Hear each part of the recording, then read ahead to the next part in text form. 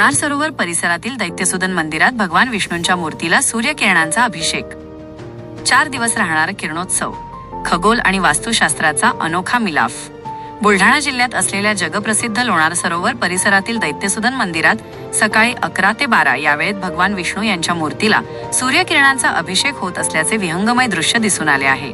खगोल व वास्तुशैलीचा अनोखा मिलाफ असलेल्या या मंदिरात 15 ते मे 19 पर्यंत सूर्यकिरणोत्सव पाहायला मिळणार आहे.